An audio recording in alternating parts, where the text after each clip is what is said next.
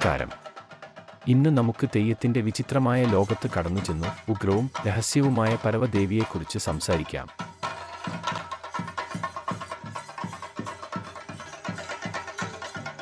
പരവ ഒരു യക്ഷി സങ്കല്പമൂർത്തിയാണ്. ഈ തെയ്യം പരവ ചാമുണ്ഡി, അയ്യം പരവ എന്ന പേരുകളിലും അറിയപ്പെടുന്നു.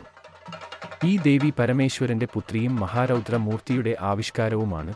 ദേവാസുര യുദ്ധത്തിൽ ഒഴുകിയ ചോരച്ചാലുകളിൽ നിന്ന് ഉയിർക്കൊണ്ട ദേവന്മാരാണ് പരവ മക്കളും രുധിരമുണ്ടിയും എന്നും പറയപ്പെടുന്നു.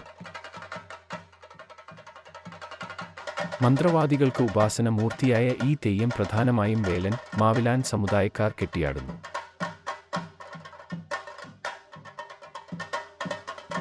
പരവ തെയ്യം നിരവധി മാന്ത്രിക കർമ്മങ്ങളുമായി ബന്ധപ്പെട്ടിരിക്കുന്നു. പണ്ടുകാലങ്ങളിൽ ഗർഭബലി കർമ്മങ്ങളായി ചില മന്ത്രവാദ ചടങ്ങുകൾ നടന്നു വന്നിരുന്നു. ഗർഭിണികളെയും ഗർഭം അലസിപ്പോകുന്നവരെയും ഉദ്ദേശിച്ചാണ് ഈ കർമ്മങ്ങൾ നടന്നിരുന്നത്. ഗന്ധർവ, യക്ഷി, പിശാച് എന്നിവരുടെ പ്രീതിക്കായും ഉപദ്രവങ്ങൾ ഒഴിവാക്കുവാനായി തെയ്യവും ആട്ടവും പാട്ടും ഈ ചടങ്ങുകളിൽ ഉണ്ടായിരുന്നുവെന്ന് പറഞ്ഞുവരുന്നു. അനവധിയായ പ്രാദേശിക കഥകളും ഉഗ്രമായ അനുഭവങ്ങളും ഈ ദേവിയെക്കുറിച്ച് നിലനിൽക്കുന്നു.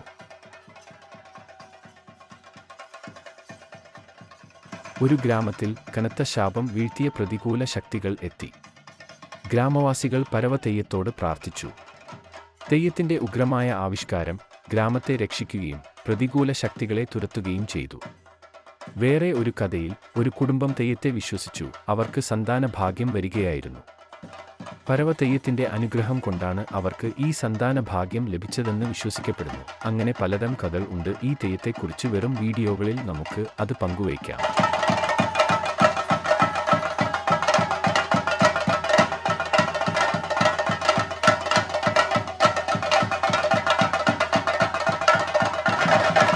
ഇത്തരത്തിൽ കൂടുതൽ രസകരമായ കഥകൾക്കായി സബ്സ്ക്രൈബ് ചെയ്യൂ, ലൈക്ക് ചെയ്യൂ, ഞങ്ങളുടെ ചാനൽ ഫോളോ ചെയ്യൂ.